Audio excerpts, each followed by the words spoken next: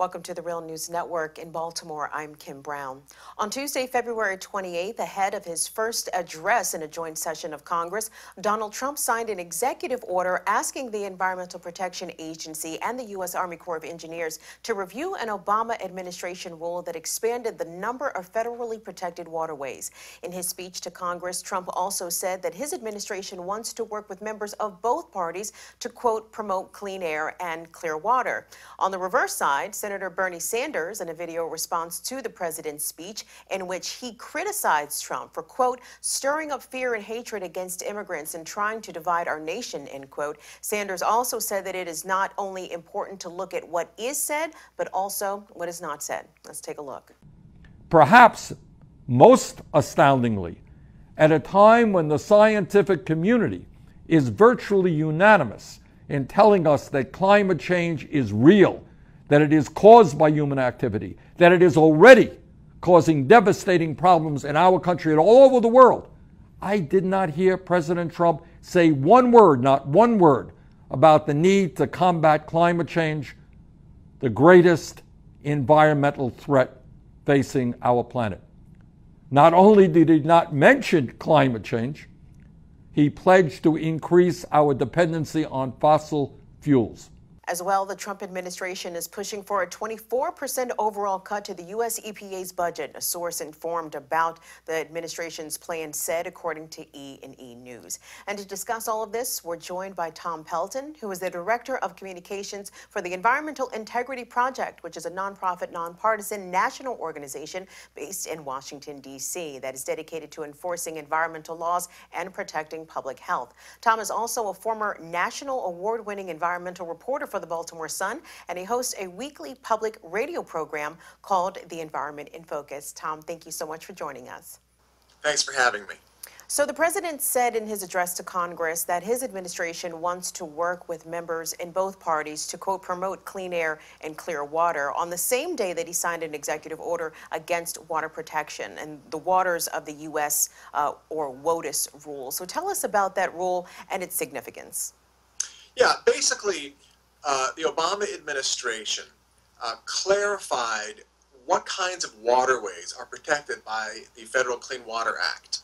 This regulation basically protects wetlands.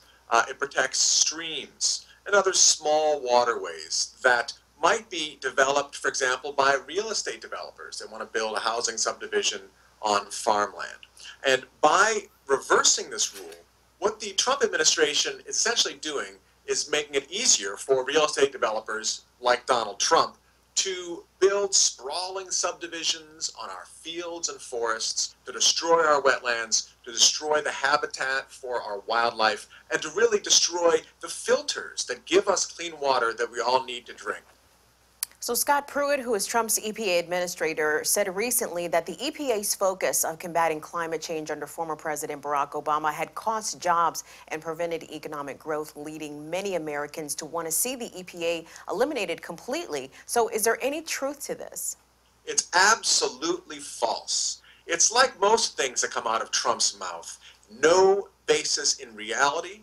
Trump has shown a disdain for science, calling climate change a hoax concocted by the Chinese, when 97% of climate scientists around the world agree that it's real and caused by humans.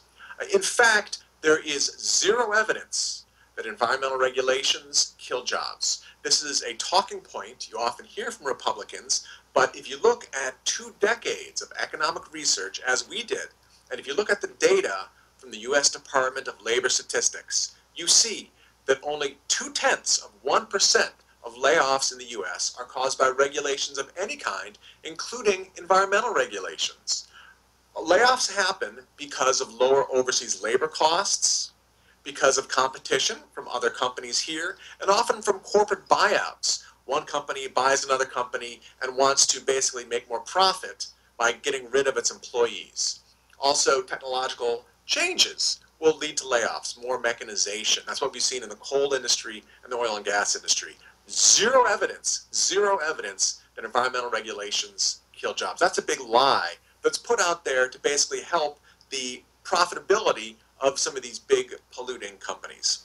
So President Trump also said in his address to Congress that he would, quote, stop regulations that threaten the livelihood of our great coal miners. So is it even possible to bring back the jobs even if he kills regulations, given that both solar and natural gas is outperforming coal in the markets? To bring back coal, Trump would have to stomp on his other priority, which is oil and gas. Right now, the reason we are seeing coal companies go bankrupt is because hydraulic fracturing for natural gas has made natural gas so much cheaper that it is now more affordable as an energy source than coal. And so basically natural gas is outcompeting coal, and some of the coal companies have gone bankrupt for that reason. To bring it back coal, Trump would have to say, stop drilling for oil and gas, which is the opposite of what he's saying. He's saying, we want to drill for more oil and gas. Well, if you drill for more oil and gas, you'll put more coal companies and more coal workers out of business. It makes no sense, it's illogical, and it is not based in reality. So according to insider sources, Donald Trump is poised to gut federal regulations to protect clean air from greenhouse gases and other chemical pollutants and clean water from industrial waste, with the argument that these regulations have negative impacts on business and the economy. But if one factors in the financial cost of the public health impacts, does that argument break down? It breaks down even if you don't add in the substantial positive public health impacts of cleaner air. The fact of the matter is that when clean air regulations are put into place, it creates jobs. Now, why is that? Because it requires, for example, coal-fired power plants to build filtration systems called scrubbers. Scrubbers are often billion-dollar pieces of equipment that require American engineers, American construction workers, American steel workers to assemble and create the material for. So when you create a clean air regulation, it often requires investments in the physical plant, which creates jobs, not kills jobs. It's just a falsehood that's put out there about regulations killing jobs. There's no evidence that that's true at all. So this week, Donald Trump says that he is seeking what he called, quote, historic increase in military spending of more than 9%, which is a huge rise, and will seek to boost the Pentagon's spending in the next fiscal year by about $54 billion. In his first budget proposal, Trump also said that the defense increase would be financed partly by cuts to the State Department and the EPA and other non-defense programs. So is there a terrible irony here in that climate change is acknowledged by the Pentagon as one of the key drivers of national and international insecurity? Oh, absolutely. I mean, I was down at the Naval Station Norfolk just a couple months ago talking to some of the retired admirals who have worked at that institution, and they tell me that the Navy is at threat from rising sea levels, and the Navy acknowledges this because a lot of their bases need to have a certain level of sea level to operate correctly. So the Pentagon fully acknowledges that climate change is a major threat. And, you know, to have Trump saying this is not the case is ridiculous. He's defying his own Pentagon's conclusions. The other thing that we have to understand is that the United States already spends more on its military than the next 7 or 8 nations combined. To raise that investment in the military while we're cutting protections for American public health is not America first. And of course, you know that we've had record-breaking temperatures being reported across North America this week, as we've heard that Chicago didn't get any snow in February. There was no snow here in the Baltimore metropolitan area. So are we seeing a form of climate denialism, as Bernie Sanders said in the clip that we played earlier, with the complete absence of its mention, while Trump did mention protecting clean air and water, but he spoke of increasing fossil fuel infrastructure throughout his approval of the Keystone XL pipeline and Dakota Access Pipeline. So is this pure Orwellian doublespeak in your opinion? It just lies. I mean, when Trump says he's for clean air and clean water, he appointed a man to run the EPA who, for example, opposed the Chesapeake Bay cleanup. You know, he appointed a guy to run the EPA, Scott Pruitt, who is in the pocket of the oil and gas industry and who's filed a dozen lawsuits against EPA, basically to stop EPA regulation of air pollution. So Trump is not interested in clean air and clean water. His actions show that what he's interested in is helping the oil and gas industry, the coal industry, and other industries that are contributing to climate change and to public health problems.